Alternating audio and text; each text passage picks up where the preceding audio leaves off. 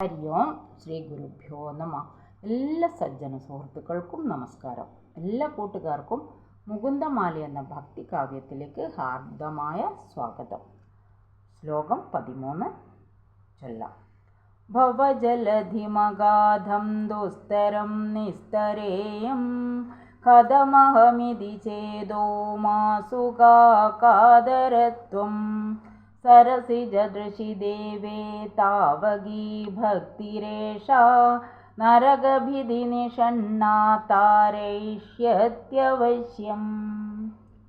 കടക്കുവാൻ വിഷമമുള്ള അഗാധമായ ഈ സംസാര സമുദ്രത്തെ എങ്ങനെയാണ് കടക്കേണ്ടത് എന്ന് വിചാരിച്ച് അല്ലയോ മനസ്സേ നീ പേടിക്കേണ്ട.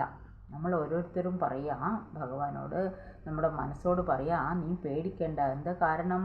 താമരക്കണ്ണനായ മഹാവിഷ്ണുവിൽ വെച്ചിട്ടുള്ള നിന്റെ ഭക്തി തന്നെ നിന്നെ കടത്തിത്തരും. ഈ സംസാര ആർണവം കടത്തിത്തരും.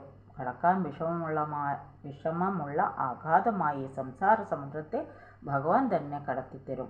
സംസാര സമുദ്രത്തിൽ കിടന്ന് കുടുംബത്തെ രക്ഷിക്കുവാൻ മാർഗമില്ലാതെ വിഷമിക്കുന്ന ജനങ്ങൾക്ക് സംസാര സമുദ്രം കടക്കുവാനുള്ള ഒരേയൊരു ഉപായം ഭഗവാൻ വിഷ്ണുവിലുള്ള ഭക്തി മാത്രമാണ് എന്ന് കവി ഇവിടെ ഓർമ്മിപ്പിക്കുന്നു.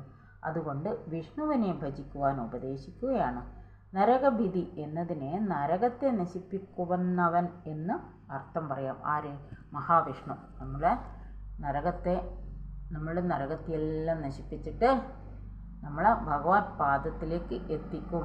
വിഷ്ണുവിൻ്റെ പാദം സ്മരിച്ചാൽ, വിഷ്ണുവിനെ തന്നെ അഭയം പ്രാപിച്ചാൽ, ആ വിഷ്ണുവായി അവതാരമെടുത്ത് ആ ശ്രീകൃഷ്ണ ഭഗവാനിൽ ഭക്തി ഉറച്ചാലേ നമ്മൾ വിഷ്ണുപാദം പോകും എന്ന് കുലശേഖര ആൾവാർ പറയുകയാണ്. അതുപോലെ തന്നെ നമ്മളും ഭഗവത് ഭക്തി കൈവിടാതെ ജീവിക്കാൻ അനുഗ്രഹിക്കട്ടെ എന്ന് പ്രാർത്ഥിക്കുന്നു.